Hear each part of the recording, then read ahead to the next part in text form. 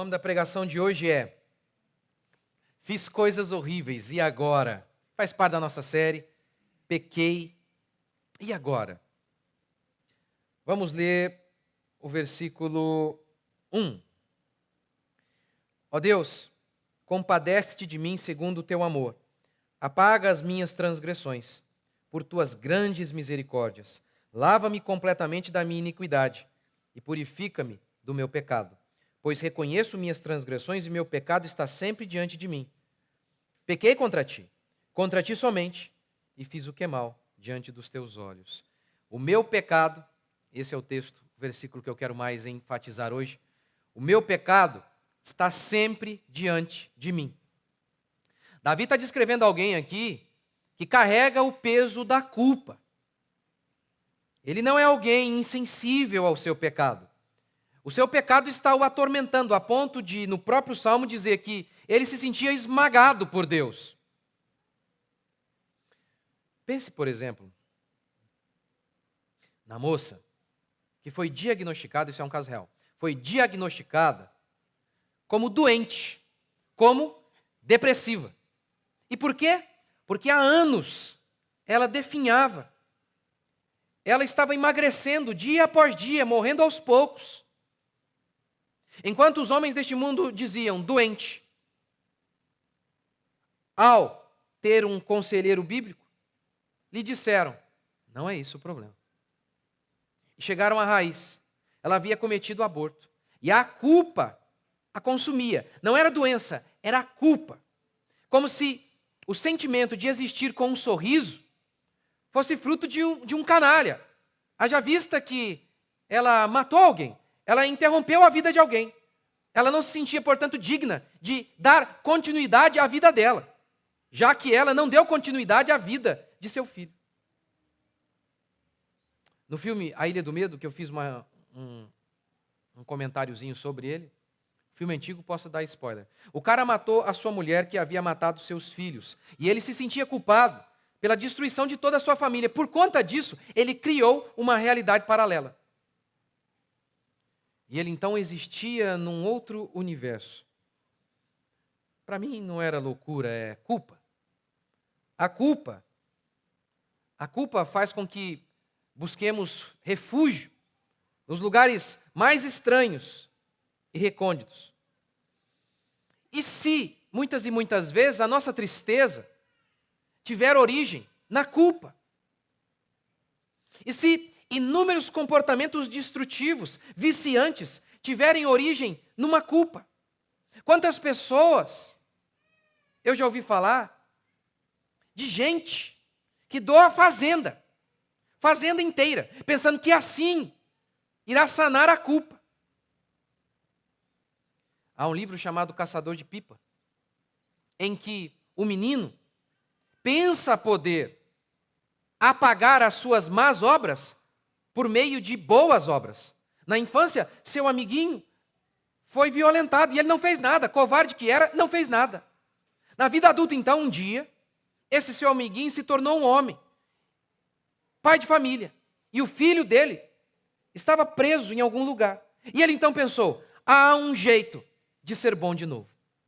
Se eu fizer o bem ao filho dele, aí então eu apago o mal que eu fiz ao pai. Ou melhor, eu, quem sabe, apago o bem que eu deixei de fazer, né? Porque dá na mesma, que é mal. Não fazer o bem é agir de maneira maligna. E ele diz exatamente isso. Há uma chance de você ser bom de novo. Ou melhor, um interlocutor diz isso para ele. Olha, vem para cá. Há um jeito de ser bom de novo. Quando fazemos coisas horríveis, quem pode nos ajudar? Quais caminhos nós podemos trilhar? Em busca de redenção para as nossas almas. Em busca de calar a voz que diz, você não é bom o bastante, você errou de novo, olha o que você fez, você arruinou a sua casa. Quem pode silenciar essas vozes? Os homens, como Adão fez para tentar esconder seu pecado, os homens têm colhido folhas de figueira, os homens têm dado um jeitinho humano para tentar calar a voz que grita em sua consciência, você é mau. Através de drogas, muitas vezes, boas obras, terapias humanas. Mas em nenhum caminho humano, por mais variado que seja, aparentemente belo caminho, por nenhum caminho humano, nenhuma proposta, seja da psicologia, filosofia, outra religião, nenhum caminho pode te levar a encontrar paz por conta de seus pecados. Davi buscou em Deus o único que de fato pode calar essa consciência culpada.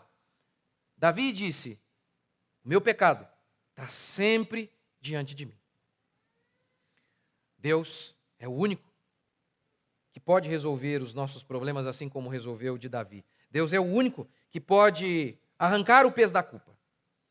A culpa é terrível. Judas se matou.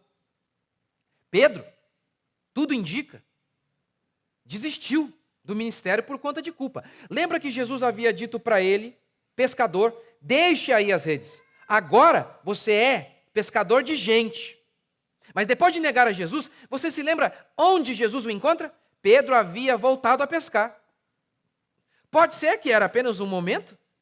Ou será que isso significaria que Pedro havia dito para si mesmo: eu não sou digno? Jesus havia dito para mim que o caminho era este, não dá mais para mim, eu não mereço. A culpa tem o seu efeito pedagógico. A culpa, por um lado, é o próprio Espírito Santo que ilumina as nossas consciências para que tenhamos percepção de nossos pecados. Mas ela pode se transformar em algo que nos aniquila.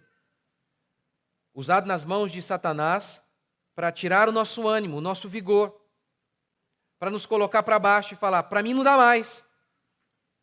Mas em Cristo Jesus há esperança para nós. Vejamos mais alguns detalhes da culpa em Davi. A culpa estava o esmagando, como ele diz no verso 8. Faz-me ouvir júbilo e alegria, para que se regozijem os ossos que esmagaste. No Salmo 32, Davi possivelmente está retratando o mesmo momento. Possivelmente. A gente não sabe, mas possivelmente.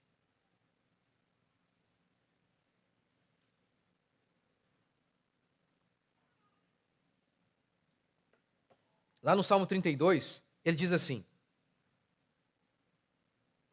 enquanto calei os meus pecados, envelheceram os meus ossos pelos meus constantes gemidos todo dia. Ele está dizendo que a culpa estava afetando até a sua saúde. Ele diz no verso 4 algo interessante: porque a tua mão pesava de dia e noite sobre mim, e o meu vigor se tornou em sequidão de estio. Ele está dizendo: eu estava desanimado, em sequidão de estio. Pense naquela época de seca profunda, onde não há vida. Ele está dizendo: assim era a minha alma, sem força, sem vigor. Veja como a culpa é terrível. É terrível. No verso 8 e 12, ele pede alegria, que a alegria seja restaurada. Verso 8, faz-me ouvir júbilo e alegria, para que se regozijem os ossos que esmagaste. Verso 12, restitui-me a alegria da tua salvação. Ele estava profundamente triste, como a mulher que eu havia citado para vocês aqui no começo, que por conta de um aborto, estava profundamente triste, definhando, morrendo aos poucos. Tudo por conta da culpa. E como Davi lidou com isso? Um único jeito. Ele se refugiou em Deus. Essa expressão eu já expliquei para vocês aqui algumas vezes. Lembra que várias e várias vezes os salmistas dizem isso? Tu és o meu refúgio. E muitas vezes pensamos de imediato que o significado seria: diante dos problemas, o Senhor é o meu refúgio. E há, obviamente, essa conotação. Mas há uma outra conotação também. Em Israel, havia cidades de refúgio, para que, se alguém matasse uma pessoa de maneira involuntária, essa pessoa poderia fugir para essa cidade de refúgio. Se, no meio do caminho, o vingador do sangue, ou seja, o parente mais próximo, a encontrasse, poderia matá-la. Mas, se essa pessoa chegasse até a cidade de refúgio, ali ela estaria protegida até o dia de seu julgamento. Quando muitos salmistas dizem: tu és o meu refúgio, talvez estivessem pensando nisso. Senhor, os meus pecados me perseguem. Mas o Senhor é o meu refúgio, o Senhor é a minha proteção. Como Davi está fazendo aqui, ó. Apaga meus pecados, apaga as minhas transgressões. Ele buscou Deus. Ele buscou em Deus. A solução para a sua culpa está em Deus e em mais ninguém. Como disse no começo, Adão, quando teve percepção de seu pecado, Adão colheu folhas de figueira para se cobrir. Não é tolo isso? Diante do Deus que tudo vê, Adão vai para trás de uma moitinha, pega uma figueira e pensa, pronto, resolvi o meu problema. Como Davi também pegou as suas folhas de figueira para esconder o seu pecado, para ver se dava um jeito na sua culpa. Ele mente. Ele mente. Mente uma vez, mente duas. E pensa, o plano é perfeito, maravilha. Não funciona. Não funciona. A mentira não resolve. Mentir para si mesmo, não, o que fiz não é tão grave. Não, não resolve.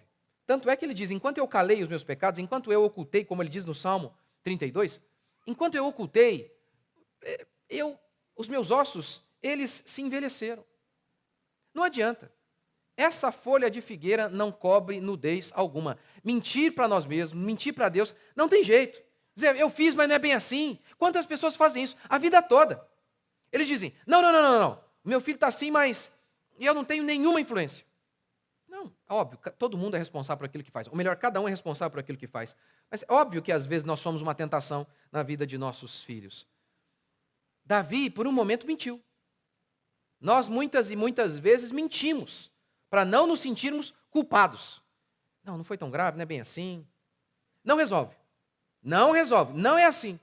Não é assim que Deus lida com Davi. Não é assim. Muitos pastores mentem para vocês. Mentem. Eles dizem, não, eles não pregam sobre arrependimento. Eles não fazem como Natan fez. Natan aponta o dedo na cara de Davi, descreve o cenário de um cara horrível, monstruoso, e quando Davi diz, tal homem que fez isso aí, deve morrer, Natan diz, tu és o homem. Então, essa mentira não é um bom jeito de lidar com a culpa, porque os pastores modernos, eles têm um medo absurdo de expor o pecado das pessoas e de levá-las a uma culpa, que é bíblica, produzida pelo Espírito Santo, apontar o dedo e dizer, tu és o homem, você fez essa coisa horrível. Isso é fundamental, mas muitas vezes nós mentimos. Mentimos por medo de lidar com a culpa. Não é assim que faz. Não, a gente tem que dizer como Davi disse. Ele não cita Betseba, ele não dá desculpa, ele fala, eu fiz, eu pequei, a culpa é minha. Sim, eu mesmo estraguei com a minha família. Eu induzi pessoas ao erro. Eu errei, a culpa é minha. Esse é o jeito bíblico. As boas obras também não são. As boas obras não existem para calar uma consciência que grita com culpa. As boas obras existem para fazer o bem, não para apagar o mal. Outro caminho que os homens deste mundo têm usado sistematicamente para apagar a culpa são as terapias humanas. Os homens pensam que podem comprar alívio para a culpa. No livro Libido Dominante, o autor diz o seguinte, sobre Freud e Jung. Os pacientes ricos estavam dispostos a pagar enormes somas de dinheiro para serem absolvidos da culpa. Não é Freud e Jung que disse isso, tá incorreto ali. Isso é uma citação do livro Libido Dominante. Os homens pagavam para Freud. Vai, Freud, fala que eu não sou pervertido nada, é só um trauma que eu tive do passado, vai. Não é culpa minha, Freud. É um trauma. É basicamente isso que a psicologia tem feito hoje. De alguma maneira, ela te exime de culpa, como declara o psiquiatra Theodore Rimple no seu livro Evasivas Admiráveis. Como que a psicologia tem servido apenas para que o homem não sinta culpa por seus pecados. Lembra do Jeff Dahmer? Lembra que eu já fiz um vídeo sobre ele? O Jeff Dahmer matava pessoas. Tinha contato íntimo com ela depois que as pessoas morriam. Jeff Dahmer devorava os órgãos dessas pessoas, depois de mortas. Vivas já era horrível. Morto, então. Quando ele foi encontrado, quando descobriram quando o pegaram, a polícia pegou, havia no freezer, na geladeira dele, restos de pessoas. Lembra o que ele disse no dia do julgamento dele? Tem lá no YouTube. Coloca lá, Jeff Dahmer, dia do seu julgamento. São 30 minutos mais ou menos o vídeo. Lá no finalzinho, minuto 29 mais ou menos. Ele diz exatamente assim, ó. Eu acredito que estava doente ou dominado por demônios.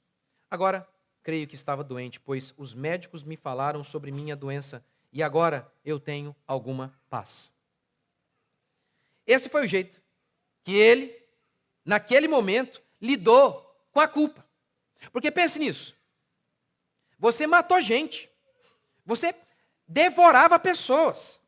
Aí chega um cara e diz assim, não se sinta culpado, você não tem culpa. Você é doente. Você sofre de algum tipo de psicopatia. Não é culpa sua. E ele disse, eu senti paz. Parece que essa paz não foi perene. Porque no fim da vida dele, ele dá uma outra entrevista, já convertido. E aí ele diz, não, a culpa é minha. Não estou doente, a culpa não foi dos meus pais, a culpa é minha e de mais ninguém. E ali havia paz verdadeira. Por quê? Porque a paz da psicologia, a paz da cachaça, a paz das boas obras, a paz da falsa religião, é falsa, é momentânea. É momentânea. É uma falsa paz. Como disse Jeremias, que os falsos profetas da época curavam superficialmente a ferida do povo, dizendo paz, paz, quando não há paz. Está vendo? Era uma falsa paz que aqueles profetas davam. Curavam superficialmente. Todos os meios humanos aliviam superficialmente a culpa. Todos os meios. Vou lhe dar um exemplo. As empresas de marketing usam a culpa como ninguém para vender. Usam a culpa. Com o advento do feminismo, muitas mulheres foram para o mercado de trabalho. Por isso, muitas convivem com a culpa. Se existe alguém que vive constantemente culpado, são os pais. E as mães, então? Muitas mães, elas se culpam por servirem um produto industrializado para os seus filhos, porque elas trabalham o dia todo. O pessoal do marketing entendeu isso. Sabe o que eles criaram? Há um nome para isso no marketing. Toque final. Toque final. O que é isso? Ao invés de dar a pizza pronta, aí a mulher se sente culpada. Eles tinham lá um kitzinho lá, com os ingredientes separados, mas tudo muito fácil, para que ela tivesse um mínimo de esforço para ter a sensação de que cozinhou. Ou seja, estava tudo mais ou menos mastigado, mas tinha um toque final que era dela, então ela sentia, não, eu cozinhei. Uma empresa lançou um produto, uma nova massa. Uma nova massa. Na realidade, ela era idêntica à tradicional. Mas ela parecia pronta, mas tinha necessidade de um toque final para a mãe pegar ali, desenvolver um pouquinho e falar, tá vendo? Eu que fiz. Não é comida pronta. Mas era a mesma massa. A mesma massa. Mas assim, ela não se sentia culpada. A mãe disse, eu cozinhei. O pessoal do marketing faz isso. Tenta, por meio de estratégias fraudulentas, aliviar a nossa culpa. Falso pastor faz isso. Dizendo, não, não foi tão grave o que você fez. Você é amado por Deus e só ficam nisso. Os terapeutas também curam superficialmente a sua ferida. Natan não fez assim. Natan não fez assim. Deus não faz assim. Deus pega e enfia o dedo na ferida. Com a espada da palavra, entra em nós, rasga, expõe e mostra toda a feiura e disse, foi horrível mesmo o que você fez. Horrível. Nojento, abjeto, covarde, mentiroso, fofoqueiro. É assim que Deus faz. É assim que Natan fez. Tu és o homem. O que mostra que o perdão de Deus é bem diferente. O perdão de Deus é infinitamente maior do que anunciam os falsos pastores. Porque na visão dos falsos pastores, vocês não têm culpa, eu não tenho culpa. Vocês são boas pessoas. Vocês são vítimas de alguém, do diabo, da família, do meio. Vocês são boas pessoas. Vocês não queriam fazer o que fizeram. O que diminui o perdão de Deus. Não é assim que Natan faz. Não é assim que os verdadeiros pregadores fazem. Eles apontam o dedo e dizem: o que vocês fizeram é horrível. Vocês tinham que morrer e ir para o inferno. Vocês não são dignos de estarem aqui. Mesmo assim, Deus perdoou crápulas como vocês e eu. Esse é o Evangelho. O perdão de Jesus, oferecido por Jesus, é muito maior do que o perdão oferecido pelo falso pastor. Eu e você, como diz Davi, já nascemos em pecado. Somos malignos do início ao fim, completamente depravados. Fizemos o que fizemos por culpa nossa, a culpa é nossa e de mais ninguém. Ainda que outros tenham sido uma tentação nas nossas vidas, nós escolhemos o que fizemos. Mesmo assim, perdão. Você já fez esse tipo de confissão à sua esposa? Não, eu fiz, mas não era bem isso que eu queria, tal. Aí ela atenua o negócio, tudo bem. Não é assim que Davi faz. Davi diz: fiz mesmo, acabei com a minha família. E estou aqui agora dizendo: tem compaixão de mim, apaga as minhas transgressões. É assim que Davi se posiciona. É assim que eu e você devemos se posicionar. E é somente aí que Deus vai dizer para você que eu habito no alto e sublime trono, mas também habito com o contrito e quebrantado de coração. Como diz Deus em Isaías, por meio do seu profeta Isaías 1,18, ainda que os seus pecados sejam como a escarlata, vermelhos, aquele vermelho vivo, eu os tornarei brancos como a neve. Essa é a promessa do Evangelho. Vinde e bebei de graça da água da vida. Aquele que foi profundo no pecado, promete Paulo, para esse, a graça de Deus é superabundante. E ele pode fazer isso. Sabe por quê? Porque ele levou sobre si as nossas dores. O castigo que nos traz a paz estava sobre ele. Nós estamos de pé, porque ele, por si só, foi à cruz. Ele foi crucificado para que nós fôssemos salvos. E a todos ele prometeu perdão. Como bem disse o fariseu, quando viu Jesus dizendo para o paralítico: perdoados estão os teus pecados. Os fariseus disseram: blasfêmia! Naquele eles erraram. Blasfêmia! Só Deus pode dizer isso. Aqui eles estavam certos. Só Deus, de fato, pode perdoar pecado. Só Deus. Nenhum psicólogo pode. Nenhum homem pode dizer para você: vá em paz, seus pecados estão perdoados. Nenhum deles. Qual? Jung? Rogers? Watson? Qual psicólogo pode dizer para vocês: vá em paz, eu perdoo vocês? O máximo que eles podem é fazer a insanidade de dizer a vocês: perdoem a si mesmo, o que é irracional e ilógico. Se eu cometi o ato contra o outro, eu não posso me perdoar. Eu não posso ser o agente do perdão. Isso é loucura, é irracional. Qual homem neste mundo pode dizer para cada um de vocês aqui: vão em paz, eu vos perdoei? Só tem um, é Jesus Cristo de Nazaré. E se você crê de todo o seu coração, essa é a promessa do Evangelho. Que aquele que vier a mim, de modo algum, eu o lançarei fora. Você crê? Vamos ficar de pé?